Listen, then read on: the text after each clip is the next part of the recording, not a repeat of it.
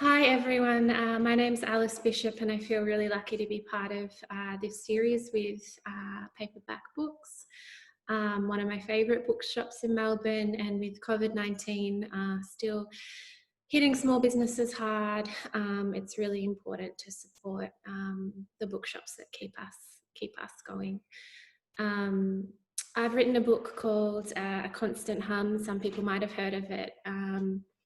It tracks the 10-year aftermath of Black Saturday, in which my family lost a house way back in 2009. I'm sitting now in the rebuilt one, but a lot of people across Australia are just starting that really lengthy process. It would be amiss of me to not mention the many ways the world is burning in other ways at the moment. And this reading is dedicated to George Floyd, and it's also dedicated to the hundreds of Aboriginal Australians who continue to get murdered right here in our country. I've donated, and I encourage everyone else to donate too. This story is called Torched, and I'm just going to start. Torched. Fucking should have seen it go up, mate, he's saying. Thought I'd seen the end of the world. The apocalypse, he's saying. Can you believe I'm sitting here, he's saying. I bloody can't, he's saying. You can smell burning flesh. A smell you never thought you'd recognize. Hunting dogs with singed paws and noses are tied up outside the makeshift shelter. And this man with his eyelids swollen from heat, his fingers fat and red and split, look like sausages, overcooked. He's high and humming from the adrenaline of almost being burnt through. Had to leave my collection of old bikes, he's saying.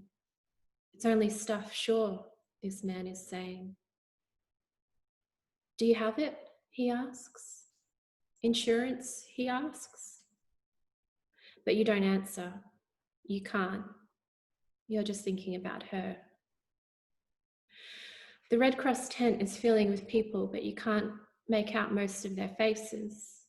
They've all blurred into one, wide-eyed and open-mouthed, shifting from the water station to the table of melting Arnott's biscuits, back to the nurses for bandage checks and phone call registers.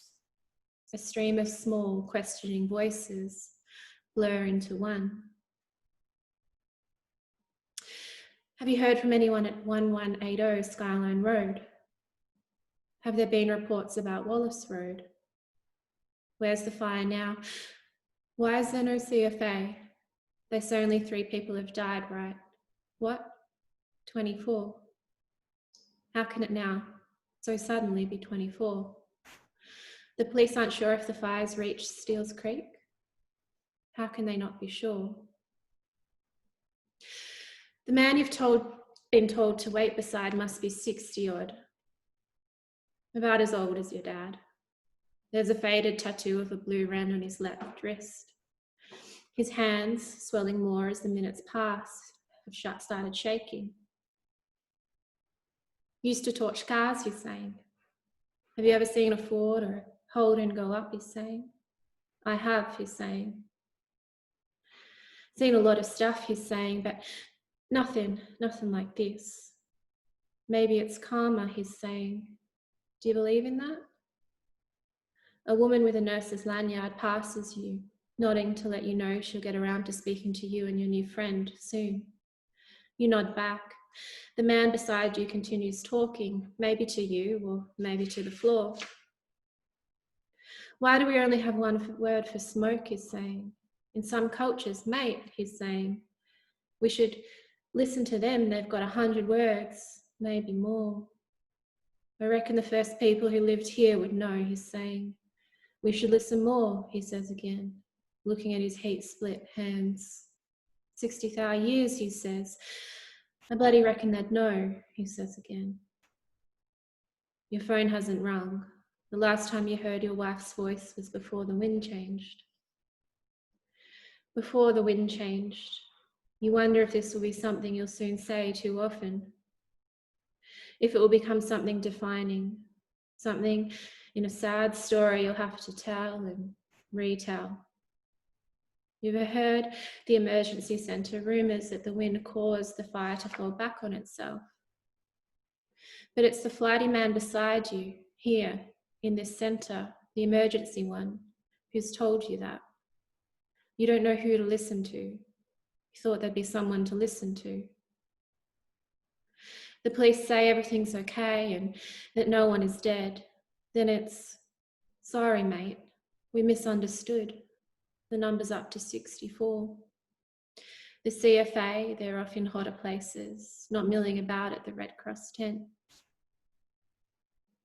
It'll be okay, baby. I have the sprinklers turned on.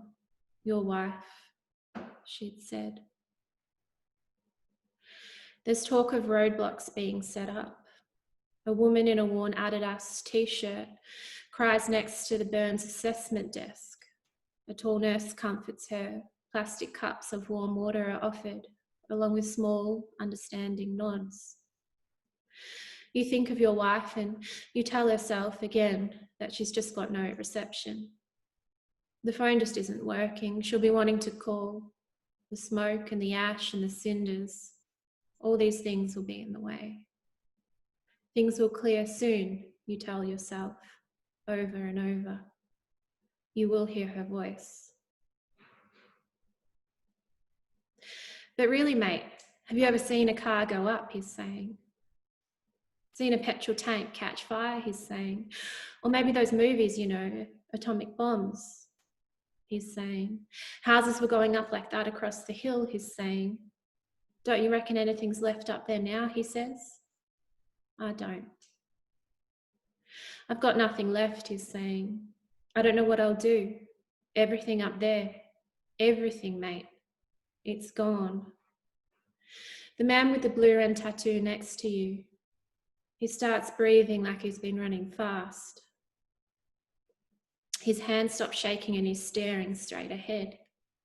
You sit beside him and look down at your own hands, too clean for the situation. No ash or burns or anything. I've done some really bad things, he's saying, breathing almost normally and speaking again. I never used to be good, he's saying. But it all changed, he's saying, as soon as I moved up out here. You look over to the tent's entrance at more blurry-faced people who have suddenly arrived. None of them are her. The hunting dogs by the temporary shelter don't make a sound. Like you, they sit and listen, like they're also waiting for news. Maybe I should have become a religious man, mate, he's saying. Maybe this fire, it's actually a taster of hell, he's saying. Are you a religious man, he asks. He finally looks at you then, proper like, his eyes salty and pleading. Did you feel it coming, he asks. Did you feel it, the end of the world, the apocalypse? Was it like hell, he asks. The rawness of his voice scares you. The smell of burning is too familiar. No, you say. No, I'm just really scared. And that one's towards the end of the collection, Closer to the Fire. Thank you so much for having me, and stay safe, take care, donate where you can, and let's hope 2020 gets much kinder. Thank you.